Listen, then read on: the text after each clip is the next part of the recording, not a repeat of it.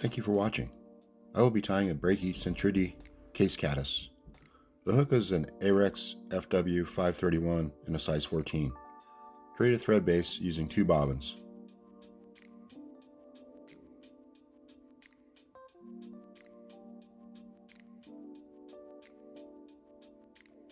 Add a dollop of superglue.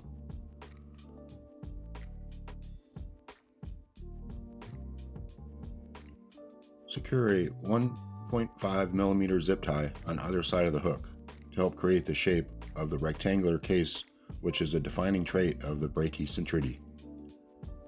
Brachycentridae are a family of case-constructing caddisflies in the order Trichoptera, commonly referred to by fly anglers as granums or apple caddis. They are highly important to trout, both in their larval and adult stages. They are found throughout North America, Europe, and parts of Asia. They are especially abundant in Appalachia, Smoky Mountains, the Great Lakes, and the Rockies. Now cut an angle point on a strip of 2 millimeter fulling mill nymph wrap in translucent cream. Secure it in place to the rear of the zip ties and around the bend of the hook.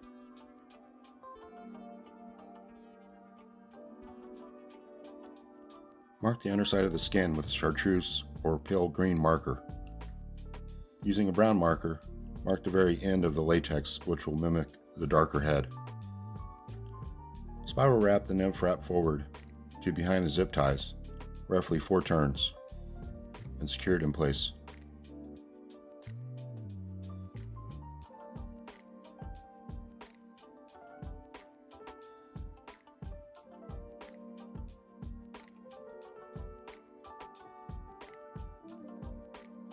Cut the excess and advance the bobbin forward.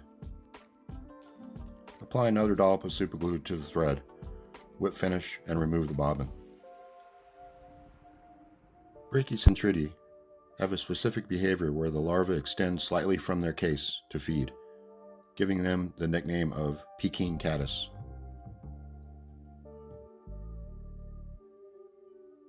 Take the rear bobbin and make a few wraps between the first and second segment. To create the forelegs, cut off the tip of 2 paintbrush bristles.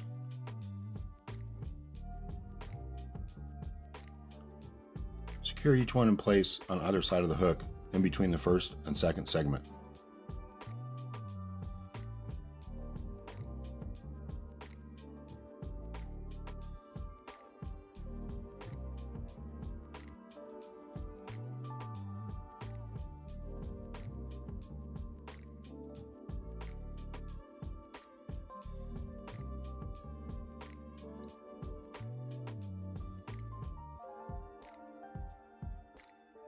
Move the thread to between the second and third segment.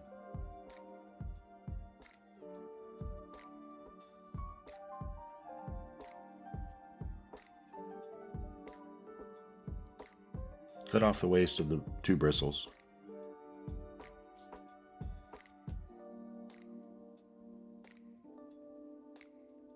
Now repeat the process for the middle legs. The next generation of Brachycentridae hatch from their eggs in late spring, early summer. The newly hatched larvae immediately begin spinning silk and incorporating fine sand, plant fragments, and small sticks. The early instars make short and light cases for mobility. As they grow through the 5 instars, the cases become longer, thicker, and more log cabin shaped in structure.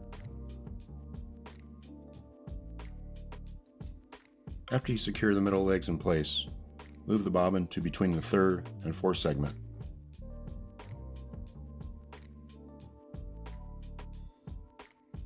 Cut the excess bristles that we used to form the middle legs.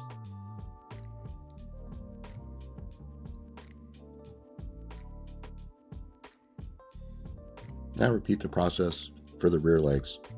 Brachycentridae are univoltine, meaning they are one-generational. They overwinter as mature larvae in their cases, and trout feed on these cases throughout this period. The adult emergence often peaks in April and May, depending on the geography. Then the cycle starts over. Move the bobbin to between the last segment and the zip ties. Cut away the excess.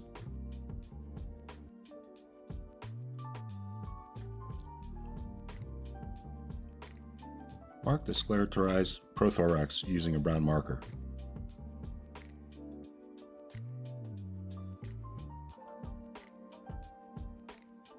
For durability and sheen, coat the latex with Solaris ultra-thin flex resin. Cure it.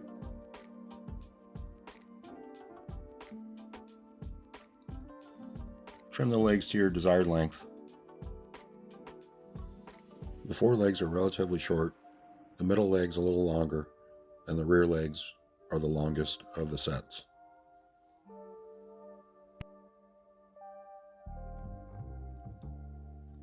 Using a pair of heated tweezers, we can now put bend in the legs for a bit more realism. As noted previously, these humpless case makers build rectangular, almost chimney-shaped cases using plant materials and tiny sand grains.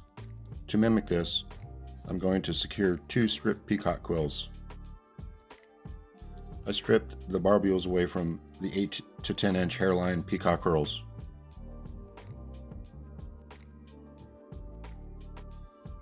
Advance the thread to the rear of the eye.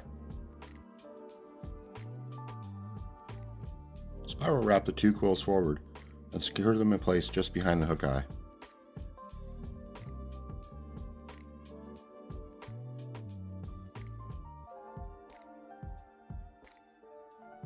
Secure in place.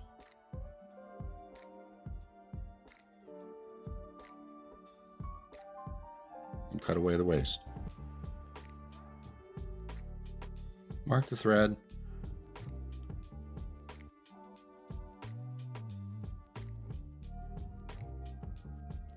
Whip finish and cut away the bobbin.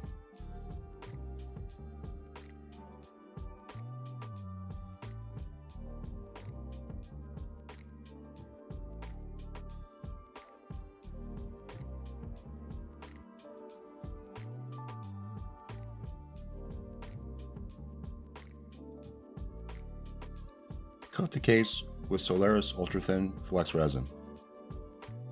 Again, this provides durability and sheen.